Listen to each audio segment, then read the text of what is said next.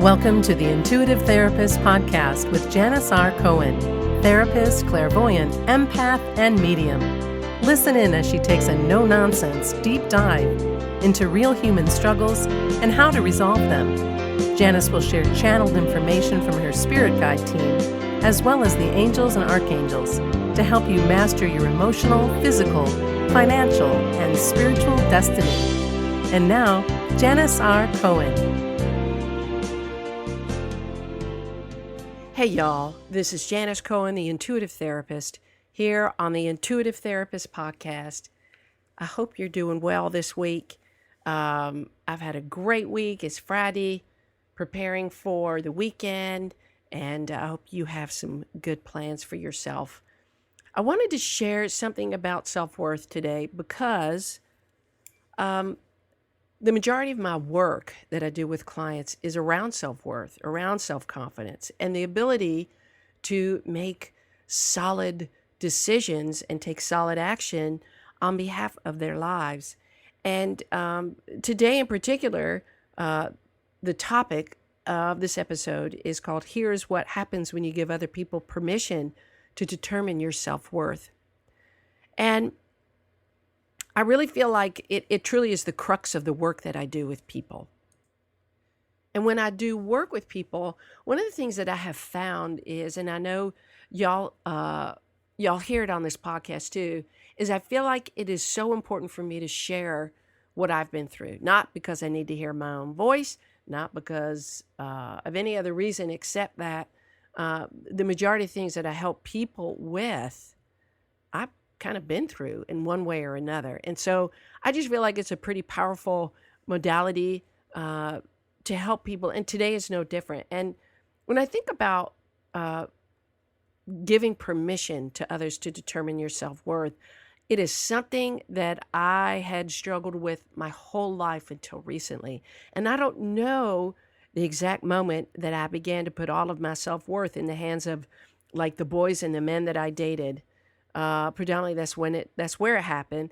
But I found myself desperate for approval and acceptance from them over and over and over again throughout my life. And nobody taught me how to date. Nobody taught me about self-confidence. I didn't have any legs to stand on. Even though I was a bubbly and excited little girl, and for the most part, my personality hadn't changed much from that as an adult. And I have to say, I kind of love that about me. I'm still this, and I've always been a bright person in terms of my energy. But as a kid, and honestly for, like I said, most of my life until I developed my self-worth in my late 40s, I truly felt like an outcast. I felt like I just never fit in anywhere, and I felt largely misunderstood. And the reason that I felt largely misunderstood by others because I didn't understand myself. I wasn't taught, like I said, how to develop a sense of independence or how to navigate all of the potholes of pain that I experienced either in my social relationships or my dating relationships. And while my parents and siblings, they loved me and supported me, they wanted the best for me, I truly felt like I was left to my own devices to figure out what the hell was happening to me with all of these people and experiences that seemed to just kind of fail around me. And no matter how hard I tried to fit in, I was just not one to be a part of a big group of people. And oftentimes, I chose friends very naively. Those friends would later turn on me. And again, I would find myself in my own little world wondering why I wasn't good enough for people to stay friends with me or date me or include me or, treat me well. And I'm not saying all this so that you'll hear, I'm having a little pity party for myself. I swear I am not, but I'm just giving you an idea of what life for me was like. And then you see, here I am now. I really, back then, I was in a constant search for belonging and acceptance, but I could really never find it. And I felt resourceless. And that led me to making choices that were rooted in lack of judgment and poor insight all the way around. And I made more mistakes than I can begin to even tell you about. I swear. I felt like I was stepping from one pile of shit to the next. Even though there were great parts of my life. I had a good childhood, but personally, I just did not have my shit together. And as I grew older, this lack of self worth manifested in me naively trusting others and falling head over heels in love with many people who were not good for me. I gave them the power to determine my self worth, hook, line, and sinker. The buildup of all of that over the years led me to believe that I was, in fact, not good enough. I brought in experiences that seemed to reinforce that. Um, it's so interesting when I think about this time. I truly felt like for the majority of my life that I was kind of like a fuck up. It's kind of like no matter what I tried, I couldn't win for losing. Um, and I felt shame because for the longest time, shame was my companion. Shame made me believe that who I was as a human being, as a person, that I was not good enough. It wasn't just guilt, it was beyond that. And then I not only I never recognized that, but I also had no freaking clue how to get rid of this companion called shame. And you know what? When we don't believe in our self worth, we begin to look for it outside of ourselves in people and in things that offer perhaps a temporary sense of worthiness. But you know what? That really never helped me fix what was lacking inside of me. And so I continued to seek validation outside of myself. Again, nobody taught me that validation begins with me. Brene Brown calls this hustling for our worthiness. And I just love that phrase, y'all, because it's completely true of what I used to do and what many of us do. Perhaps you do that. And trust me, y'all, I was hustling like a pro. I spent many years pining for people who were emotionally stunted and emotionally unavailable. And I'm sure you can imagine how all of that ended up. Yep. I found myself to be the fixer, the rescuer. And when I could do that and get some momentary sense of value and significance, I'd actually feel like I mattered, like I was important. But guess what? Never was that returned to me. It was always one-sided, where I was working so hard to help the other person that I never got back what I needed. It was never, ever even. And again, those moments didn't last long, because once I established that pattern of giving, not getting, I was once again left feeling empty with a constant need to get that high of worthiness that was determined by somebody else. So let's just say the feeling of not being good enough was reinforced over and over and over again. It's kind of lovely, huh? When we carry shame, though, I want to talk about this for a little bit. It makes it hard to be authentic. And it makes it hard to be who you truly are without the fear of being rejected, judged negatively, or socially isolated. If you can't be truly who you are, then you're going to pretend to be somebody else, right? Because you think whoever you're being that's not you is better than the real you. And I'll tell you what, the beauty of all the crappy times that I've had is that it led me to experience 2 relationships that were pivotal and essential to my growth and achievement of self-worth. And they were 2 relationships that caused me the deepest, most debilitating traumatic pain. The first relationship was 10 years ago, about 11.